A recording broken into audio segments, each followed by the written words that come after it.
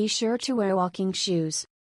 This tour gave a great background on Guatemala City and most of the public/governmental buildings. Our guide was fabulous, he really knew his stuff. There was one very interesting interaction when he was explaining to us about the posters of people who were disappeared during the 1980s, 1990s. A passerby started to interrupt his presentation saying that he was wrong and was a left-wing person. He handled it very well and explained the context for it. Discover the rich history and vibrant atmosphere of Guatemala City on a guided walking tour through its historical center.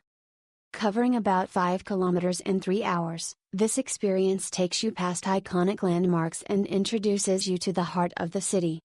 Your expert guide will share insider stories and local insights as you stroll charming streets and uncover hidden gems. Immerse yourself in the historical center, exploring zones 2, 1, and 4 of Guatemala City. Benefit from a knowledgeable guide who highlights significant cultural and historical sites along the route.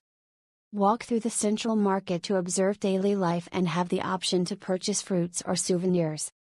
Enjoy included entrance to the Mapa and Relief Park and receive a complimentary bottle of water at the central market.